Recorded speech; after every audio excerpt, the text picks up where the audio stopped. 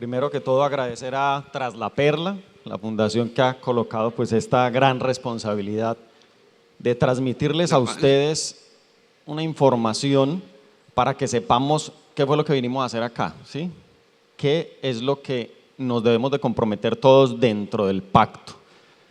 Es una presentación técnica que la voy a tratar de hacer en un lenguaje muy, obviamente, para que todo el mundo la entienda, porque si toda la comunidad, como lo decía el mamá ahorita, si todos no entendemos cuál es el problema raíz, pues obviamente no podemos sentarnos a ver cuáles van a ser las soluciones. Entonces, no sé si ya tienen la presentación a la mano. Listo. Entonces, como llamamos la presentación, es contexto sobre el abastecimiento de agua para una ciudad.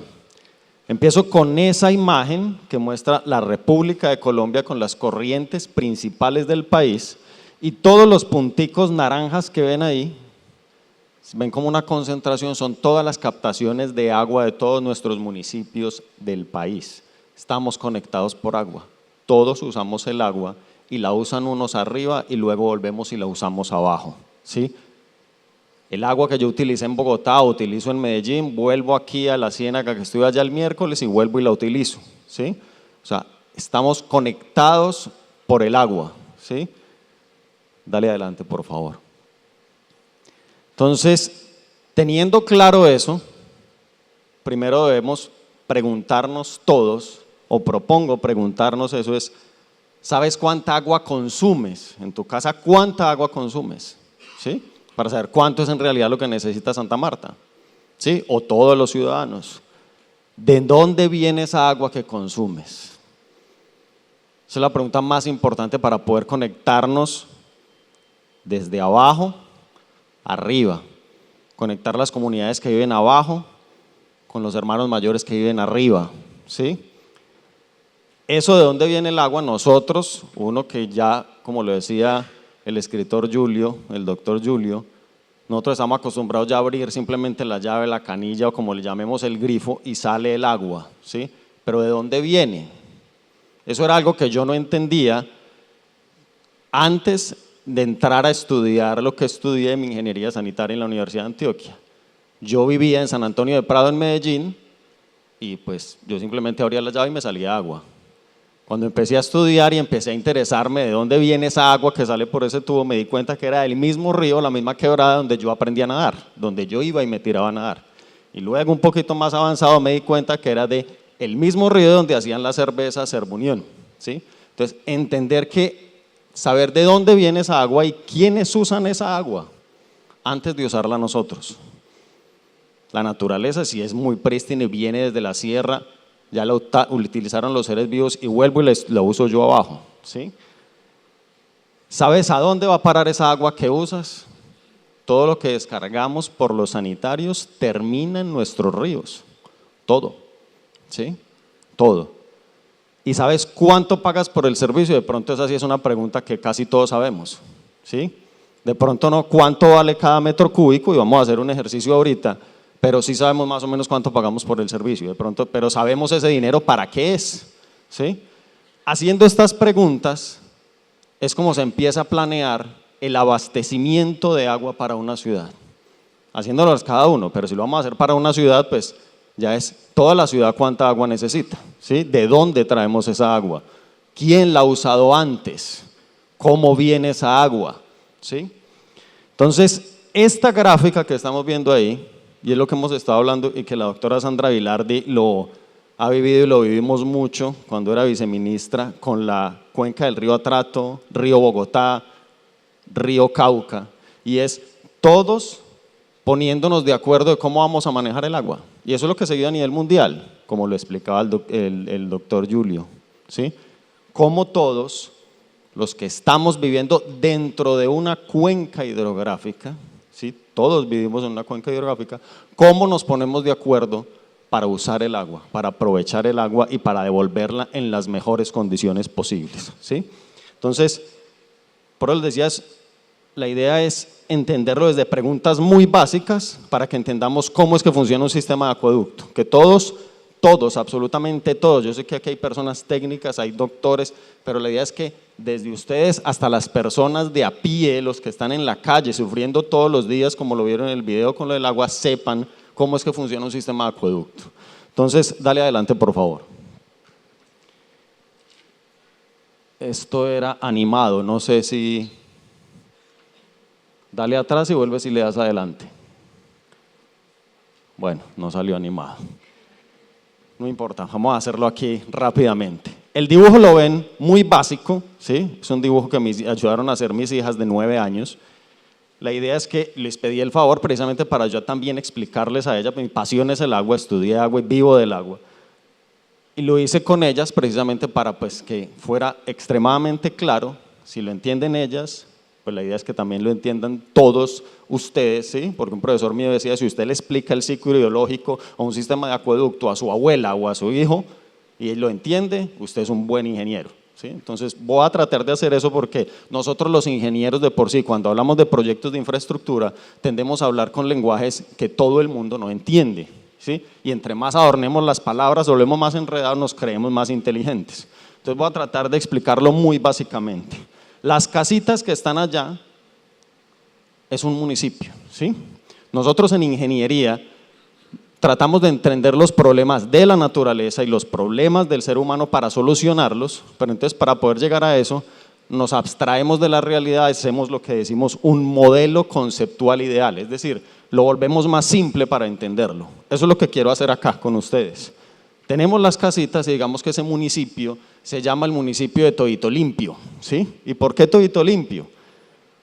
Porque, como dice el título, es un modelo conceptual ideal, ¿sí? Y tal como nos invitó ayer el jefe Carlos, de ojalá que fuera sin la, ¿cómo fue que lo dijo?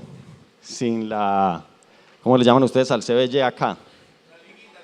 Exactamente. Entonces, sin la liguita, sin nada de todas esas cosas, ¿sí? Sin nada de esas cosas. Ideal. Tengo las casas que necesitan agua, ¿sí? Pero yo tengo que saber cuántas personas viven allí. Si sé cuántas personas viven allí y cuántas vienen temporalmente, ¿sí? Puedo saber cuánta agua necesito. ¿Listo? Cuando yo sepa cuánta agua necesito, entonces ya empiezo a buscar de dónde la traigo. ¿De dónde traigo esa agua para poderle calmar la sed a la ciudad? ¿Sí? Entonces empiezo a mirar mis fuentes hídricas. La doctora Sandra Vilardi ya nos mostró que esta es una tierra rica en agua, así como es todo Colombia. ¿Sí? Empiezo a buscar las fuentes hídricas y ojalá, desde la ingeniería, siempre lo miramos es… ¿Qué pasó? Ahora sí se dañó la animación. Yo lo animo. La idea es que ojalá sea por gravedad. ¿Qué es gravedad? El agua, ya vieron el ciclo hidrológico, ahorita lo mostró la doctora Sandra Vilardi, la evapora el sol. Esa es la motobomba más grande que tenemos en el planeta Tierra.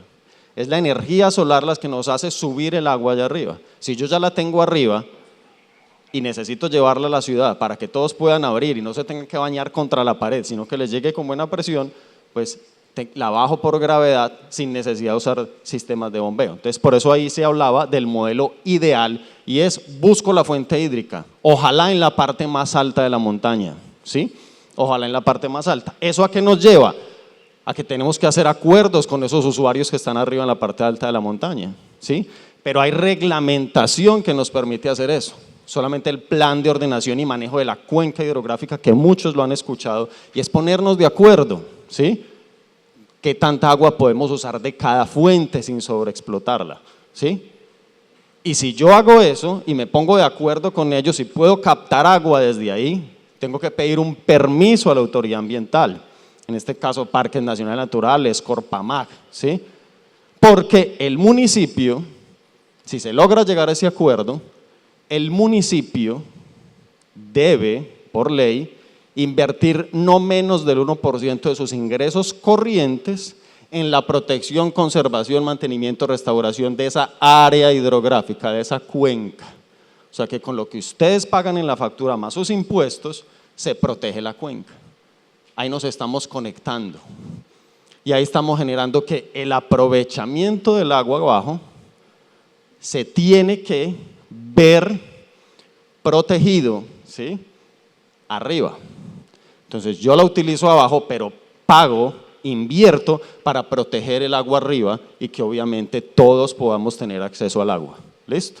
Entonces ahí ya estamos conectando la parte baja con la parte alta, mi necesidad de agua con quien la produce y la cuida, ¿sí? El agua, obviamente ya empiezo a construir una infraestructura, lo primero es una captación, es decir, una estructura que me permita aprovechar el agua. Y un profesor, el profesor mío de acueductos decía, el río no debe darse cuenta que usted le está sacando agua, ¿sí? Es como un respeto por el mismo río. Si uno hace eso, el río lo respeta a uno, ¿sí? Y eso lo saben muy bien los hermanos mayores. Entonces, capto el agua necesaria que pueda sacar de ahí sin afectar el río. Luego le hago el primer remoción de arenas, sistema de tratamiento porque yo tengo que llevarla con calidad suficiente para la comunidad, ¿sí? Luego la almaceno en un tanque de almacenamiento grande y lo distribuyo en la red de distribución que ven allá, esa azulita que ven ahí. ¿Listo? Entonces captación, tratamiento, almacenamiento y distribución. ¿Listo? Ahí es el sistema de acueducto. ¿Cómo defino yo qué tan grande hago esas estructuras? Sabiendo cuál es la proyección de población de la ciudad, sabiendo cuáles son las zonas de expansión, cuál es la planeación urbana que tiene la ciudad o el pueblo, y definir cómo esa planeación urbana, qué densidad de población me va a permitir. Y lo mismo desde el punto de vista turístico para esta ciudad que recibe tanto turista es cuántos turistas esperan recibir a futuro. Y así yo planeo y diseño qué cantidad de agua necesito y obviamente el tamaño de las estructuras dependerá de qué cantidad de personas habitan permanentemente o temporalmente la ciudad. ¿Listo? Entonces, con eso queda explicado el sistema de acueducto. Toda esa reglamentación que están viendo ahí, toca cumplirla, ¿sí?, desde el punto de vista ambiental, desde el punto de vista de calidad del agua y desde el punto de vista técnico de cómo deben ser esas estructuras. Eso existe, esa reglamentación existe y debe ser aplicada al pie de la letra. Esa es la idea, en un sistema completamente ideal. Y luego de que uso el agua, la recojo en el sistema de alcantarillado, la trato en una planta de tratamiento de aguas residuales y vuelvo y la abierto a la fuente, ojalá en las mejores condiciones posibles, ¿sí? O sea, cumpliendo con unos límites máximos de vertimiento, es decir, una calidad, ojalá casi igual a como la recibí, ojalá fuera así, ¿sí? Pero al menos la idea es no afectar los otros usuarios aguas abajo, porque aguas abajo alguien más necesita el agua, ¿sí? Y ahorita lo vamos a ver. Y muchos de nosotros consumimos agua que otros municipios ya consumieron y ya fue agua residual. ¿Listo? Entonces tenemos que pensar que si yo la voy a verter, otros usuarios abajo la van a necesitar. Entonces, sistema idealizado. ¿Listo? Sistema idealizado de abastecimiento de agua. Dale adelante, por favor. Entonces ya veamos en la vida real el sistema más grande y complejo que tenemos en el país. Sistema de acueducto de Bogotá, ¿sí? Este dibujo es del acueducto de Bogotá, ese sí no lo hicieron mis hijas, ese es del acueducto de Bogotá, una presentación de ellos. Entonces, el acueducto de Bogotá, Bogotá es todas esas líneas que están viendo ahí, eso es Bogotá, y él se alimenta de tres, como ellos lo llaman, como tres sistemas, ¿sí? El de estos embalses que están aquí, Tominé, Neusa y Cisga, aquí el sistema Chingaza y allá el sistema La Regadera, ¿sí? Esos son los tres sistemas que abastecen Bogotá. ¿Por qué? Porque Bogotá es muy grande. 8.855.000 personas, incluyendo Soacha, que también es alimentado por este sistema de acueducto. ¿Listo? Si ven, hay embalses, son tanques de almacenamiento. ¿Por qué tocó construirlos? Porque la ciudad es muy grande.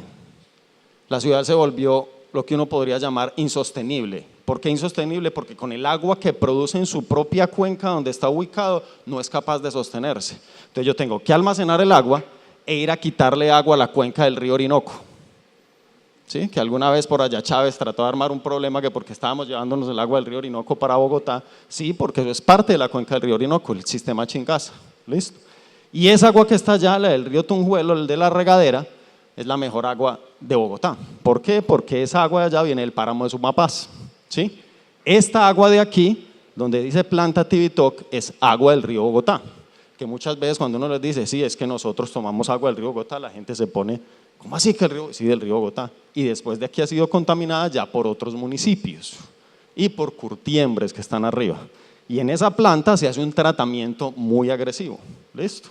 Entonces, eso nos ayuda a entender que ciudades como esta, incluso, pues Bogotá, hace uso de un agua que ya usó otra persona. ¿Listo? La idea es ojalá Santa Marta no tenga que llegar a eso, o sea, con una muy buena planificación, no tener que llegar a almacenamientos, embalses, ¿sí? Y que siempre tengan las mejores fuentes de agua. Población, caudal que maneja, 16.9 metros cúbicos por segundo, 16.900 litros por segundo. Y eso que ven ahí, ANC, es índice de agua no contabilizada, es decir, el agua que se pierde. De la que produzco en la planta de tratamiento, yo la mando a la red, pero la red puede tener fugas, hay gente que está conectada ilegalmente, no tiene control, y el 34.5% no se factura, no tiene control, es decir, 6 metros cúbicos por segundo, ¿sí? 6 metros cúbicos por segundo. Si ustedes ven en este momento en Bogotá, está el tema del racionamiento y nos han obligado a ahorrar 1 metro cúbico por segundo. Y este comentario lo digo y lo digo como Julián Arbeláez, como profesional, ¿sí? No compromete a traslaperla en ningún momento. Si esto es como profesional, voy a hacer unas preguntas de ahora en adelante y vuelvo y lo repito más que todo para las personas que de pronto estén en el celular. Como persona, como Julián Arbeláez, como profesional, voy a hacer estos cuestionamientos. 6 metros cúbicos por segundo me pierden, no tienen control sobre ellos. Pero yo que sí pago la factura, tengo que comprometerme a ahorrar 1 metro cúbico por segundo. No es justo para mí, ¿sí? No es justo. Porque yo no tengo control sobre 6 metros cúbicos por segundo. Y si yo me paso en mi factura, si me elevo en mi consumo, me castigan a mí que soy el que pago, pero el que está conectado ilegalmente no. Entonces, ¿dónde tienen que estar las acciones? Primero, sobre este parámetro. Control de esas pérdidas, ¿listo? Control de esas pérdidas. Similarmente le puede pasar aquí a Santa Marta, ¿sí? Otro problema adicional, Chingaza y abajo, Chingaza, generación de energía eléctrica, hidroeléctrica. Y después de que nosotros usamos el agua en Bogotá, se genera energía eléctrica en el embalse del Muña. Se almacena, se bombea el embalse del Muña, ya se genera energía eléctrica. Mi cuestionamiento también ahí profesional es si el fenómeno del Niño se predijo con tiempo, ¿sí? Y tenemos una matriz energética que tiene termoeléctricas, ¿por qué no prendimos las termoeléctricas antes? ¿Y por qué privilegiamos la generación de energía eléctrica sobre el abastecimiento de agua? ¿Por qué hago este cuestionamiento? Y es lo que dice el doctor Julio en el libro, o lo que nos explicaba. No todo es culpa del cambio climático. Si había un fenómeno del Niño, no es tan fuerte como el de 2015-2016, según los datos de precipitación y caudales. Es un fenómeno del Niño no tan fuerte. Y en 2015-2016 no hubo racionamiento en Bogotá. ¿Por qué después de 10 años no aprendimos nada y otra vez estamos, no en racionamiento de energía eléctrica, sino en racionamiento de agua? ¿Por qué privilegiamos la generación de energía eléctrica o no prendimos a tiempo las termoeléctricas para no entrar en racionamiento? ¿Sí? Entonces, ¿por qué hago esas preguntas? Porque es como lo decía el doctor Julio, no todo tiene que quedar en la idea de que es que estamos en fenómeno del Niño, cambio climático, cuando posiblemente puede ser una mala administración del recurso hídrico, mala administración del agua, ¿sí? De no planear y ejecutar las cosas a tiempo, utilizar el principio de precaución. Si venía el fenómeno del Niño, prendamos las termoeléctricas antes. Y ayer las estaban felicitando porque, claro, gracias a ellas no entramos en racionamiento eléctrico, pero sí entramos en racionamiento de agua. Entonces, la invitación en el panel ahorita, ¿sí? De lo que vamos a ver ahorita es, venga, entendamos cómo es este esquema, ¿sí? Si quieres pásalo a la de Santa Marta, por favor, al esquema de Santa Marta. Ese es el río Guatapurí, ese es Valledupar, esa es la planta de tratamiento que hay al lado del río Guatapurí allá, sí, es una planta de tratamiento que es un tratamiento netamente físico porque es agua que viene de la sierra, ¿sí? esa agua que viene de la sierra es mucho más limpia, ¿sí? Entonces obviamente el tratamiento es filtración y desinfección, ¿sí? Que también aquí hay una discusión de si se trae del río Magdalena o se viene de la sierra. Obviamente, para mí si me preguntan, yo prefiero de la sierra. Ojalá yo en Bogotá pudiera recibir agua desde el páramo de Sumapaz y no que me tocara la planta del agua de Tibitoc. Listo, no diciendo que no es potable, pero sí obviamente es mucho mejor, un agua de mucha mejor calidad de su fuente. Dale adelante por favor a Santa Marta. Santa Marta tiene 2 plantas de tratamiento, Mamatoco y El Roble. Y entonces aquí la idea ¿cuál es? Ahorita que ojalá tengamos el esquema de dónde viene el agua para Santa Marta, cuáles son los problemas que tiene Santa Marta en su red de abastecimiento de agua y cuál es la solución a corto plazo y qué estamos pensando para el largo plazo, planeando Santa Marta desde su ordenamiento territorial, su expansión urbana, ¿sí? Que aquí está Pastora y su esposo, que ellos trabajan mucho el planeamiento territorial y es cómo planeo yo bien la ciudad, cuál va a ser el crecimiento para saber de dónde extraigo el agua que voy a suministrar para calmar la sed de la comunidad. Y por ende, cuáles son los acuerdos que vamos a hacer con esa Sierra Nevada de Santa Marta, con los hermanos mayores arriba, para que entre todos cuidemos esas fuentes hídricas que están en la parte alta y que son las que calman la sed de la ciudad. Entonces, esa es la invitación ahorita para el panel. Espero haber sido lo suficientemente claro y muchísimas gracias por haberme escuchado.